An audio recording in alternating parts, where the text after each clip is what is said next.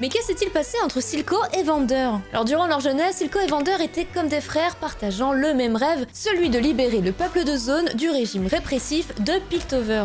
Ils étaient également tous deux très amis avec Felicia, la mère de Vi et Powder. Cependant tout changea lorsque Vander et Silco tentèrent de mener un soulèvement contre Piltover, qui échoua, et qui entraîna la mort de centaines de leurs concitoyens, dont Felicia et son mari Connell. Après la mort de leurs parents, Vander adopte Vi et Powder comme ses filles et perd toute volonté de combattre pour la liberté de Zaun. L'échec de cette révolte, la mort de Felicia et la perte de volonté de Vander creusa un fossé entre les deux hommes, ce qui conduisit Vander à attaquer Silco pour qu'il arrête ses projets de révolte et de vengeance contre Piltover. Il a donc tenté de le noyer dans les rivières polluées de Zaun, et bien que Silco parvienne à repousser Vander à l'aide d'un couteau et à s'échapper dans les souterrains, les produits chimiques présents dans l'eau ont fortement marqué son visage et fait muter son œil gauche. Ça, j'en parle dans une vidéo dédiée au shimmer de Jinx. Suite à ça, Silco se cache, il accumule les partisans à sa cause et évite de croiser le chemin de Vander pendant des années. Malgré leur dernière rencontre, Silco respectait toujours Vander, jusqu'à qu'il découvre l'accord passé entre Vander et les Enforceurs, qui permettait à Zaun de rester sous contrôle tout en restant à l'écart des interférences de la ville.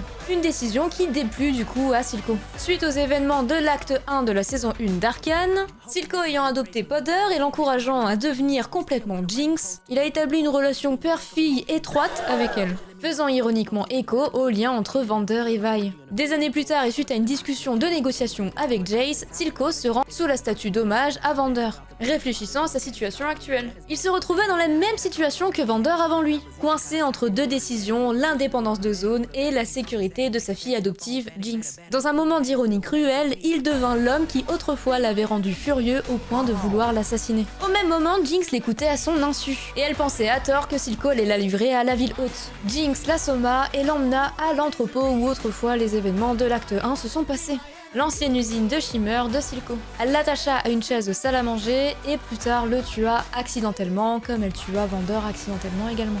Ce n'est que dans la saison 2 qu'on apprend l'existence d'une lettre trouvée par Vi et Jinx qui aurait pu stopper le conflit entre les deux hommes dans cette réalité. Mais pas les querelles entre Zaun et Piltover, dépendant eux de la mort de Vi et de la réalisation des conditions de vie des personnes de Zaun.